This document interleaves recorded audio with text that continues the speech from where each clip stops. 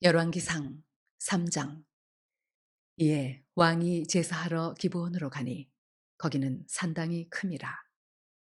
솔로몬이 그 제단에 1,000번제를 드렸더니 기브온에서 밤에 여호와께서 솔로몬의 꿈에 나타나시니라.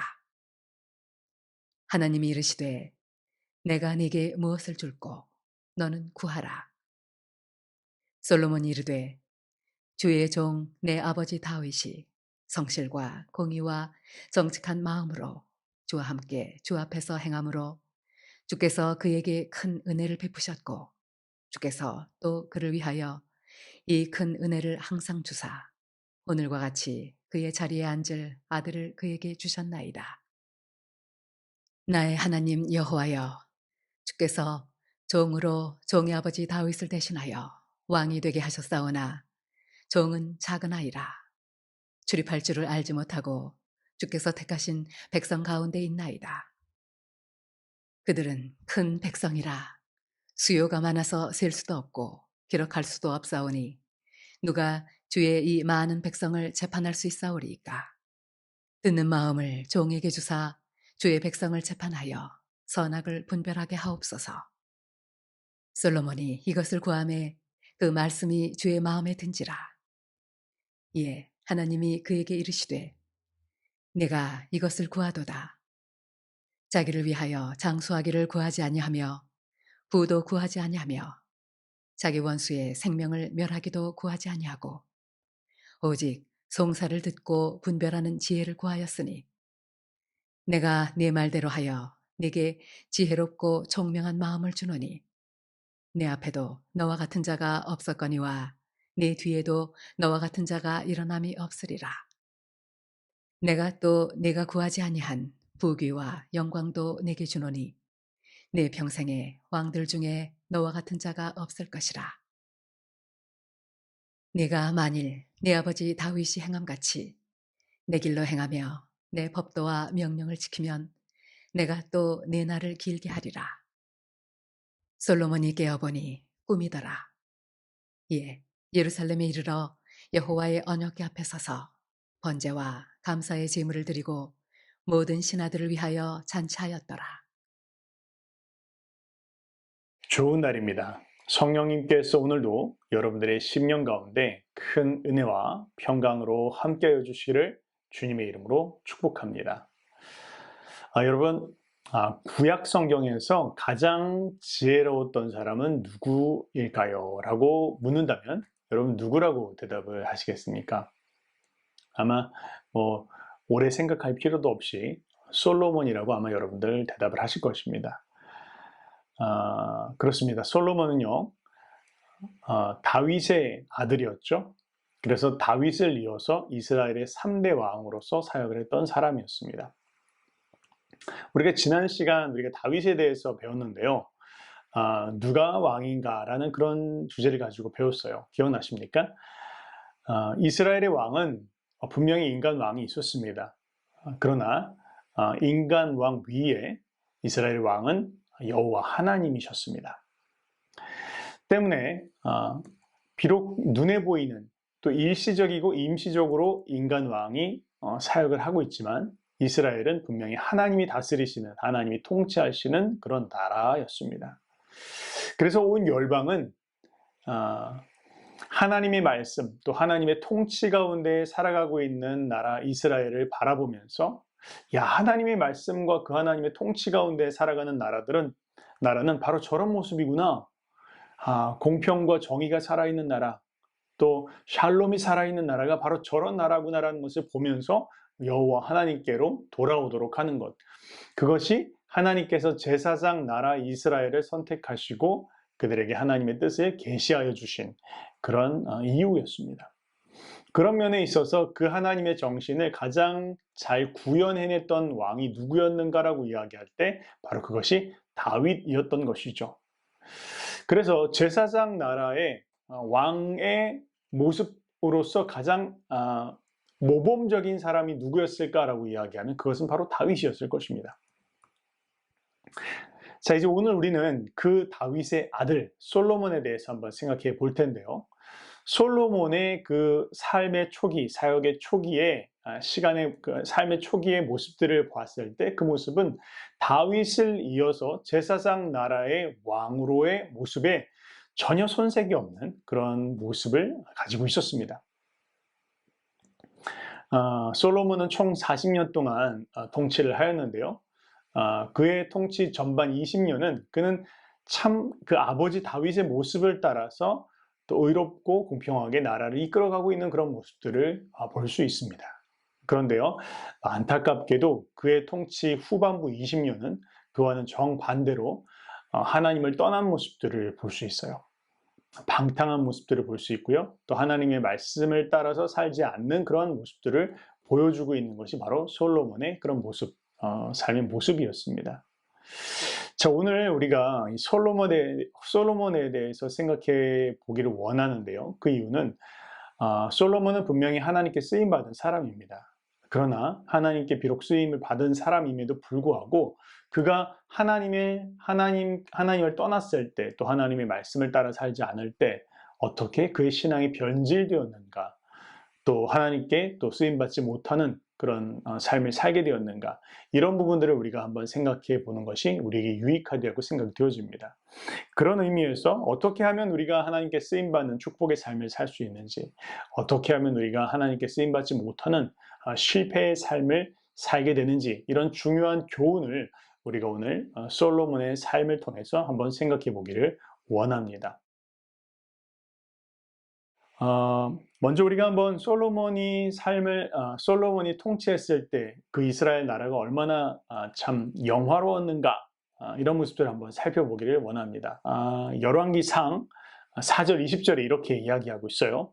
유다와 이스라엘의 인구가 바닷가에 모래같이 많게 되매 먹고 마시며 즐거워하였으며, 그렇게 이야기하고 있습니다.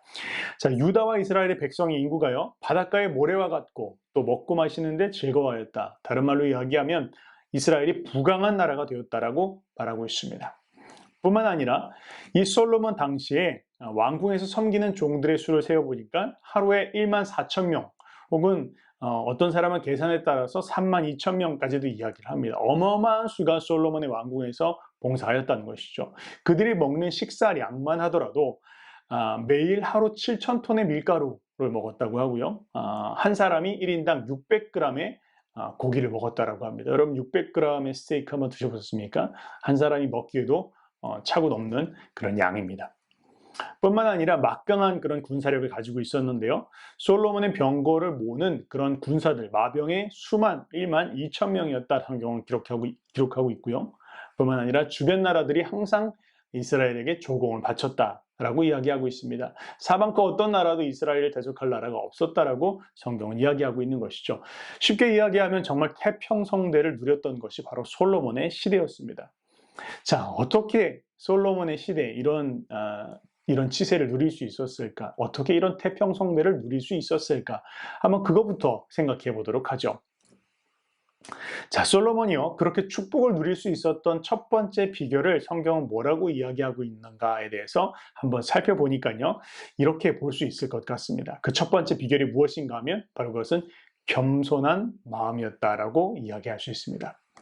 자, 다윗이 죽고 난 후에 왕위에 오른 솔로몬은요, 그의 기초가 자기에게 기인하고 있지 않다라는 것을 그는 너무나 잘 알고 있었습니다. 다른 말로 이야기하면 내가 왕이 된 것은 내 힘으로 된 것이 아니라 아버지의 뒷배에 의해서 됐다라는 것을 그는 알고 있었습니다. 자, 솔로몬은요, 맏아들도 아니었어요.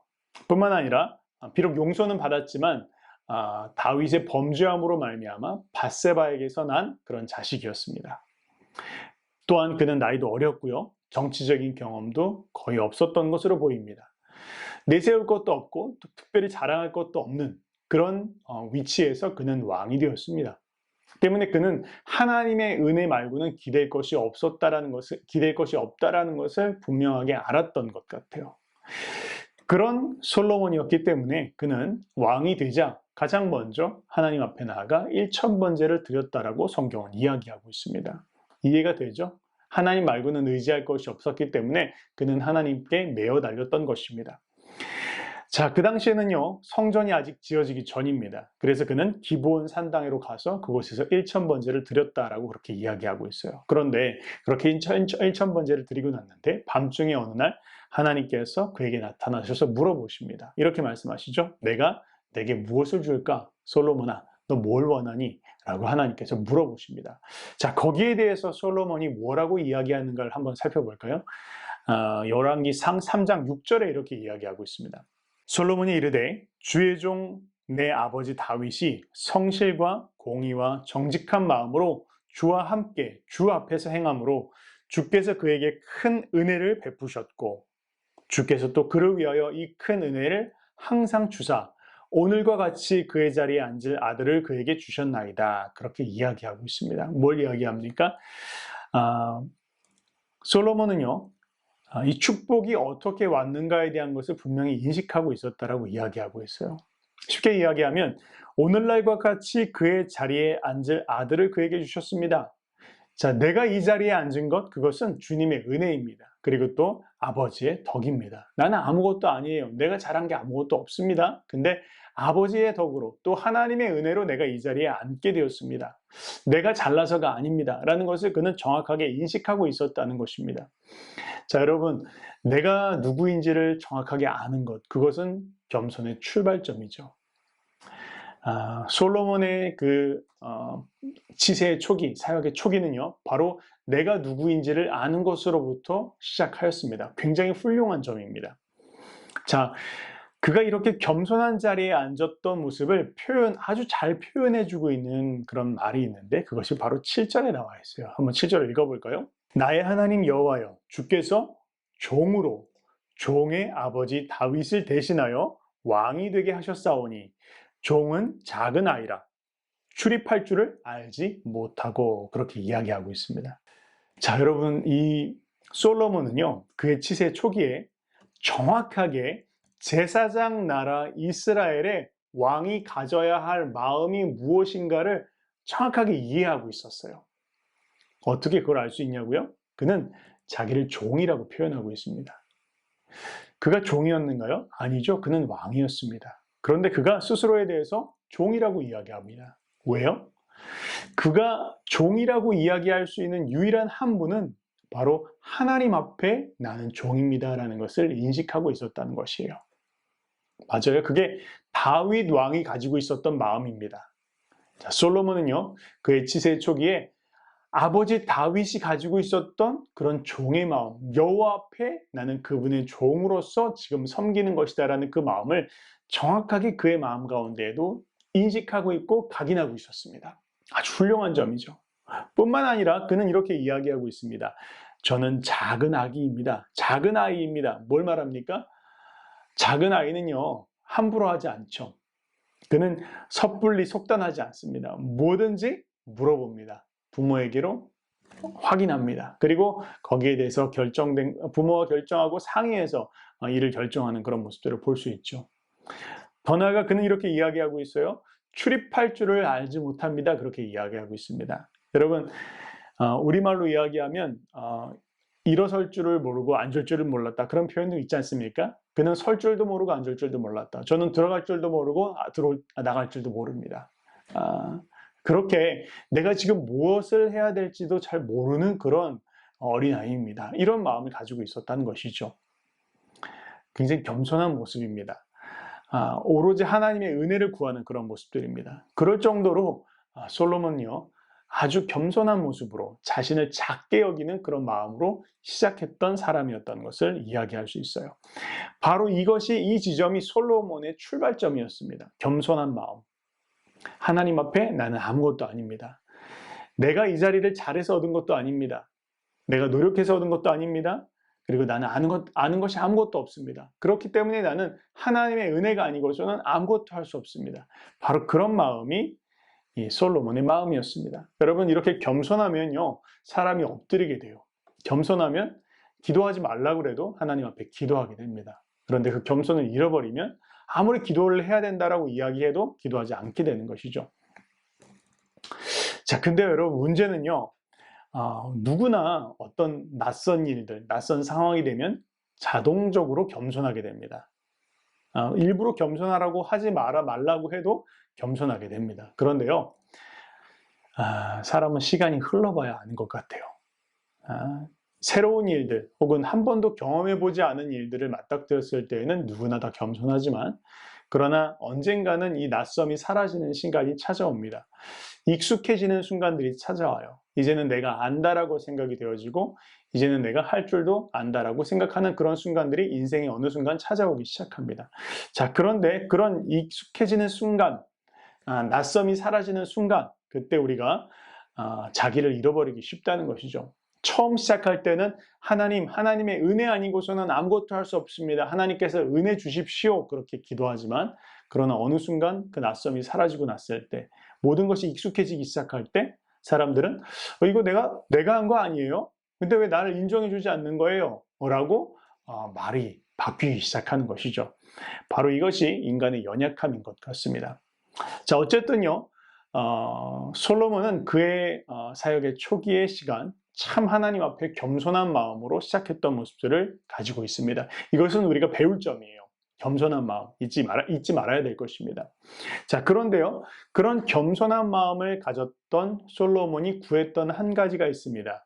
8절에, 7절에 이렇게 이야기하고 있죠. 종은 작은 아이라 출입할 줄 알지 못하고, 이어서 8절에 이렇게 이야기하고 있습니다. 주께서 택하신 백성 가운데 있나이다. 그들은 큰 백성이라 수요가 많아서 셀 수도 없고 기록할 수도 없사오니 누가 주의 이 많은 백성을 재판할 수 있사오리이까.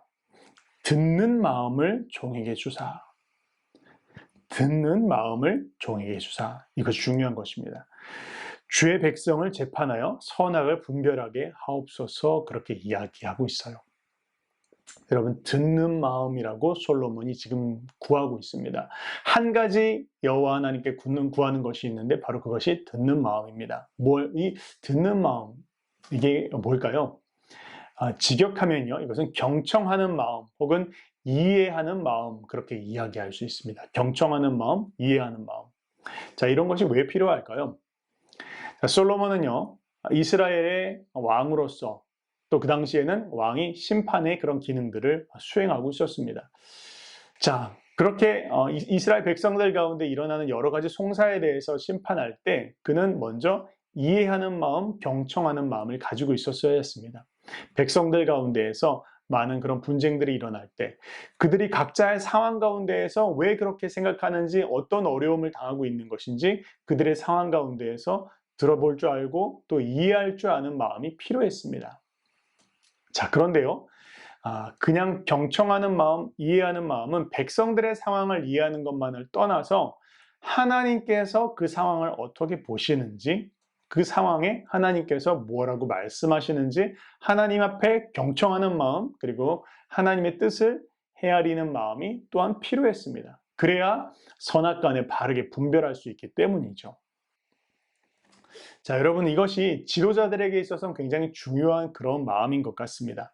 하나님께서 택하신, 그리고 하나님께서 우리 가운데 맡기신 그런 영혼들을, 또 그런 백성들을 돌봄에 있어서 우리는 모든 것을 그저 내 마음에 떠오르는 대로, 내 기준대로 선택하고 내 기준대로 판단하고 내 기준대로 재단하는 것이 아니라 상대방의 상황들, 그리고 사람들의 상황과 환경이 어떤지를 들을 줄 알고 헤아릴 줄 아는 마음은 굉장히 중요합니다.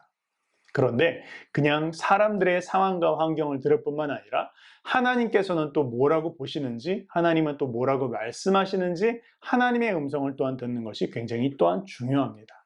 그런 가운데 우리는 선악간에 분별할 수 있고 또 그것을 통해서 옳고 그른 것에 대해서 판단을 내려줄 수 있는 것이죠. 자, 솔로몬은요, 바로 그런 마음 가운데 제가 하나님께서 주시는 그런 듣는 마음이 있어야 이 이스라엘 백성들을 바르게 다스릴 줄 있지 않겠습니까? 때문에 백성들의 상황을 제가 이해하는 마음, 경청하는 마음을 갖게 하시고, 또한 그저 내 마음대로 내 기준대로 판단하지 않게 하시고 하나님 앞에 나아가 구함으로 말미암아 하나님의 뜻을 구하고 경청하고 또 이해하는 마음으로 바르게 선악간에 분별할 수 있게 하여 주시옵소서. 자, 그것이요, 하나님 보시기에 정말로 바른 간구였던 것 같아요. 하나님께서는 솔로몬의 그런 마음을 하나님은 축복해 주십니다. 그리고 바르게 백성들을 간구하고 또 다스리고자 하는 그 마음을 하나님은 축복해 주시는 모습들을 볼 수 있습니다. 그래서 우리가 솔로몬에게서 배워야 되는 두 번째 마음은요, 이렇게 듣는 마음이에요. 내 주장을 이야기하는 게 아닙니다. 요즘 우리가 참 여러분, 공동체 가운데서도요, 관계 가운데서도 트러블이 생기고 문제가 일어나는 이유는 무엇일까요? 이런 듣는 마음이 없기 때문입니다. 그냥 모두가 다 자기 주장만 이야기해요. 혹은 그냥 내가 진실하니까 내가 솔직하게 이야기하면 그것이 마치 그냥 모든 절대선인 것처럼 생각합니다. 그렇죠. 요즘 참 사람들이 모두가 마음을 안 열고 살아갑니다.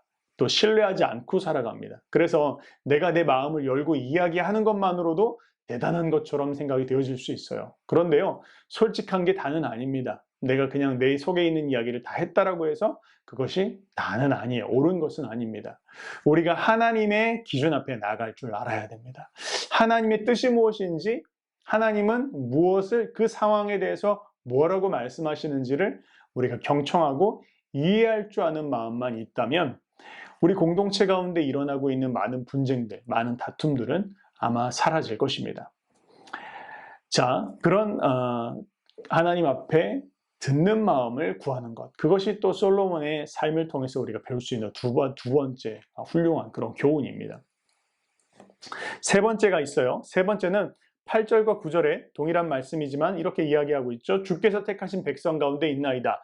그들은 큰 백성이라 수요가 많아서 셀 수도 없고 기록할 수도 없사오니 누가 주의 이 많은 백성을 재판할 수 있사오리까. 듣는 마음을 종에게 주사 주의 백성을 재판하여 선악을 분별하게 하옵소서. 그렇게 이야기합니다. 듣는 마음을 구했는데 그 동기, 이유가 무엇인가 하면 백성을 바르게 섬길 수 있게 해주십시오. 그렇게 이야기하고 있다는 것입니다. 자, 여러분, 솔로몬의 첫 마음은 무엇이었습니까? 그는 섬기고자 하는 마음이었어요. 내가 이제 왕이 됐다. 이제 왕이 됐으니까 이제 다 내 말을 들어라. 내 뜻대로 행할 것이다. 이게 아니라요. 솔로몬이 처음 왕이 되었을 때 가졌던 마음은 내가 왕이 됐는데 하나님께서 나를 왜 왕으로 세우셨을까?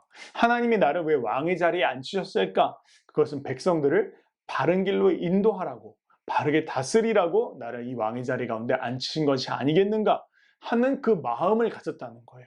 참 하나님 기뻐하시는 마음 아닐까요? 섬기고자 하는 마음의 중심을 가졌다는 것입니다. 여러분, 하나님께서 우리를 어떤 자리에 두셨을 때요, 그 자리에 두신 이유는요, 하나님 섬기라고 주신 것입니다. 또 백성들을 섬기라고 하나님이 그 자리에 우리를 두신 것이에요. 자, 두렵고 떨리는 마음 가운데 하나님께서 나를 이 자리 가운데 두신 이유, 내가 처음 이 자리에 섰을 때 하나님께서 나에게 주신 마음, 그것은 백성들을 섬기라고, 하나님을 또한 섬기라고 주셨다는 그 마음을 솔로몬은 잊지 않았던 것 같습니다. 자, 하나님은요, 그런 솔로몬의 마음을 너무나 기뻐하셨고요, 거기에 대해서 이렇게 응답을 하셨습니다. 10절입니다. 솔로몬이 이것을 구하매 그 마음이 주의 마음에 든지라. 하나님께서 그 마음을 너무 기뻐하셨다는 것이죠. 이에 하나님이 그에게 이르시되 내가 이것을 구하도다. 자기를 위하여 장수하기를 구하지 아니하며 부도 구하지 아니하며 자기의 원수의 생명을 멸하기도 구하지 아니하고 오직 송사를 듣고 분별하는 지혜를 구하였으니 12절입니다. 내가 내 말대로 하여 내게 지혜롭고 총명한 마음을 주노니 내 앞에도 너와 같은 자가 없거니와 내 뒤에도 너와 같은 자가 일어남이 없으리라. 내가 또 내게 구하지 아니한 부귀와 영광도 내게 주노니 내 평생의 왕들 중에 너와 같은 자가 없을 것이라. 와, 대단하지 않습니까? 내가 너에게 지혜를 줄 것이고 부귀와 영광까지 더해줄 것이다. 너의 왕국 이전에도 너 이후에도 이런 왕은 일어나지 않을 것이다 라는 대단한 축복을 솔로몬에게 부어주십니다.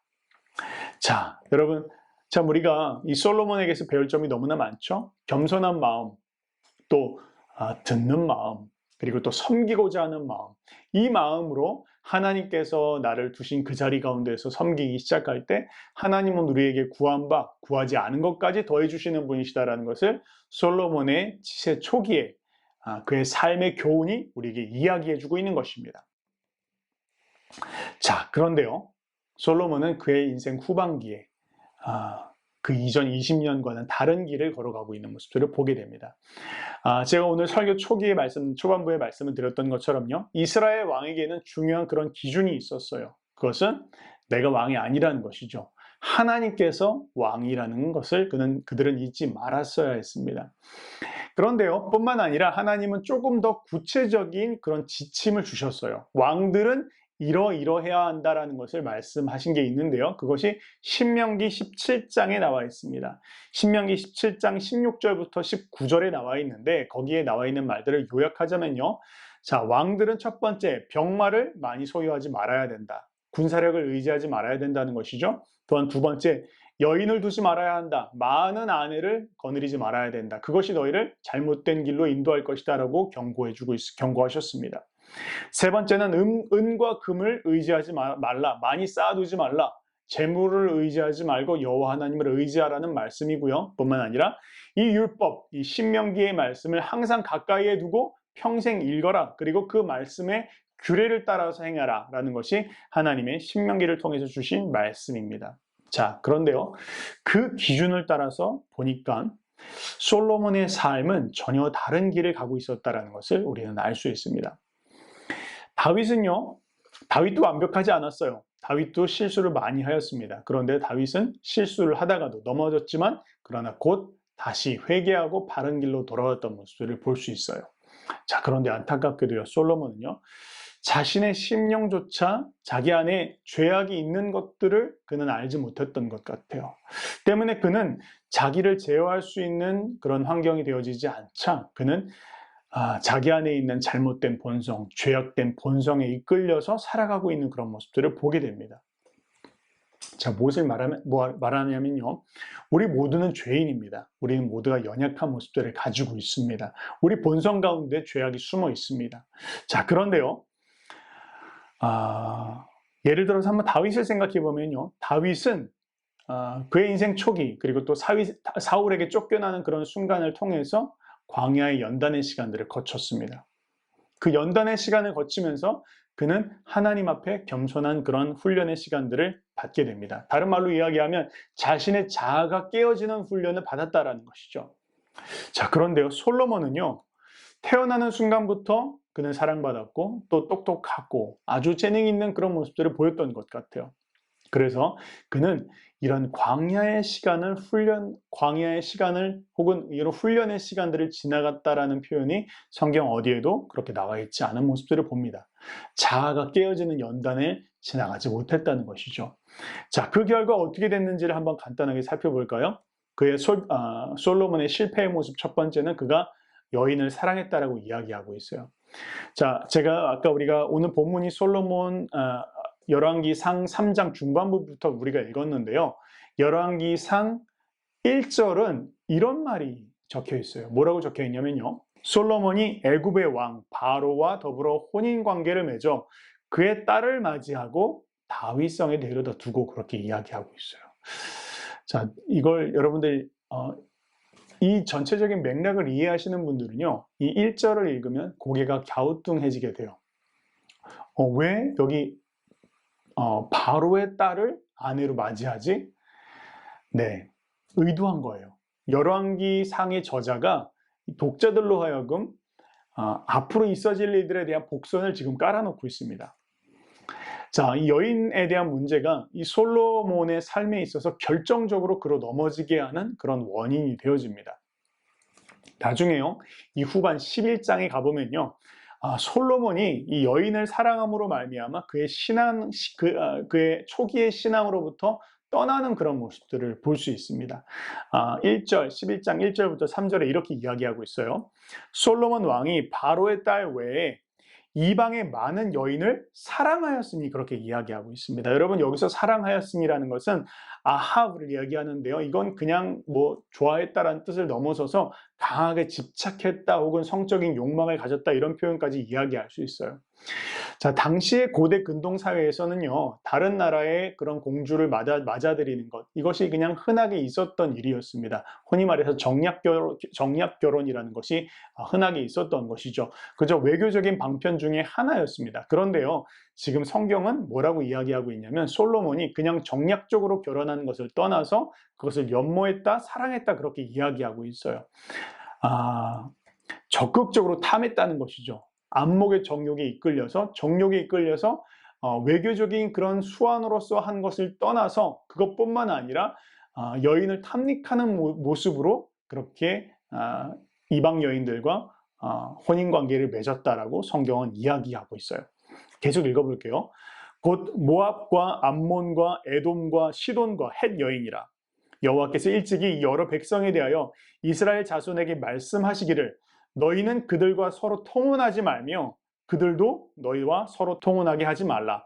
그들이 반드시 너희의 마음을 돌려 그들의 신들을 따르게 하리라 하셨으나 솔로몬이 그들을 사랑하였더라. 왕은 후궁이 700명이요 첩이 300명이라 그의 여인들이 왕의 마음을 돌아서게 하였더라 라고 정확하게 이야기하고 있어요. 네, 그의 아내가 1000명이었다는 것이죠. 그리고 그것이 그로 하여금 여호와 하나님으로부터 그 마음을 돌아서게 했다라고 성경은 명확하게 지금 지적하고 있습니다. 자, 왜 실패했다고요? 첫 번째는 그가 여자를 사랑했다라고 이야기하고 있어요. 뿐만 아니라 아까 이야기했었던 4가지 포인트 중에서 첫 번째 여인을 사랑했던 것, 첩을 많이 두고 여자를 많이 두었던 것, 그것이 문제였고요. 뿐만 아니라 그는 군사력을 많이 두었다는 것도 이야기하고 있고 또 금은을 많이 사들였다라고 이야기하고 있습니다. 애굽에서 가지고 왔던 그런 마병의 수가 1400대나 되었고요. 또 군사의 수는 12,000명이나 되었고 또 솔로몬은 예루살렘의 은이 마치 돌같이 흔하게 하였더라고 성경은 이야기하고 있어요. 그리고 마지막 항상 말씀을 가까이 두고 그 말씀을 따라서 행하라고 했는데 솔로몬 그 어디에도 그의 삶의 모습 가운데 평생 자기 옆에 두고 말씀을 따라 읽었더라라는 표현들은 이야기하지 않고 있습니다. 자, 거기에 대해서 솔로몬 인생 말년 평가가 어떻게 되는지 한번 볼까요? 9절에 이렇게 이야기하고 있습니다. 솔로몬이 마음을 돌려 이스라엘의 하나님 여호와를 떠남으로 여호와께서 그에게 진노하시니라. 여호와께서 일찍이 2번이나 그에게 나타나시고 이 일에 대하여 명령하사 다른 신을 따르지 말라 하셨으나 그가 여호와의 명령을 지키지 않았으므로 여호와께서 솔로몬에게 말씀하시되 내게 이런 일이 있었고 또 내가 내 언약과 내가 내게 명령한 법도를 지키지 아니하였으니 내가 반드시 이 나라를 내게서 빼앗아 내 신하에게 주리라 그렇게 이야기하고 있습니다. 자, 지금 이 열왕기의 저자가 뭘 이야기하고 있을까요? 이 열왕기의 저자는요, 일부러 신명기에서 이야기하고 있는 그 4가지 중요한 포인트들에 대해서 지금 언급하고 있습니다. 그리고 그것에 대해서 열왕기 10장 그리고 11장은 그 4가지를 어떻게 솔로몬이 위반하였는가에 대한 부분들을 이야기하고 있는 것입니다. 다른 말로 이야기하면 솔로몬이 얼마나 심각하게 하나님의 계명을 위반하였는가, 지키지 않았는가에 대한 부분들을 이야기하고 있다는 것이죠. 자, 한번 이제 정리해 봅시다. 여러분, 우리가 솔로몬 왜 이렇게 타락하고 말았을까? 왜 그의 신앙은 이렇게 변질되고 말았을까? 이런 부분들을 가지고 오늘 결론을 한번 내려보도록 합시다. 여러분들은 왜라고 생각하십니까? 아까 말씀드렸던 것처럼 그 이유는 광야의 연단의 시간, 그 연단의 시간들을 지나가지 못했기 때문에 이렇게 그는 넘어졌다라고 저는 생각합니다. 이건 어떻게 교육으로 되어지는 것이라고 생각하지 않습니다. 이건 광야에 스스로가 던져지는, 그리고 하나님으로부터 받는 그런 훈련, 광야에 던져진 그런 훈련을 통해서 빚어지는 것이라고 생각을 합니다. 사랑하는 여러분, 만약 우리가 지금 하나님께서 허락하시는 광야의 시간을 지나가고 있다라고 느끼십니까? 그렇다면 하나님의 광야의 시간, 하나님께서 지금 나를 다루시고 있는 그 순간 피하지 말아야 될 것입니다. 연단받아야 할 것입니다. 그 순간을 통해서 우리가 무엇을 배워야 할까요? 나의 자아를 깨뜨리는 것을 훈련받아야 합니다. 그리고 하나님의 말씀으로 살아가는 것을 훈련해야 합니다. 그 하나님의 말씀이 기준되어지는 것을 훈련해야 합니다. 그럴 때 비록 우리의 삶 가운데 처음 그 마음으로 시작했지만 때로는 변질될 수 있고 때로는 넘어질 수 있고 때로는 유혹당할 수 있지만 그 하나님의 말씀을 다시 붙잡고 일어날 수 있는 그런 신앙이 우리의 삶 가운데 근육처럼 자라나게 될 것입니다. 그렇게 승리하는 저와 여러분들 되시기를 주님의 이름으로 축복합니다.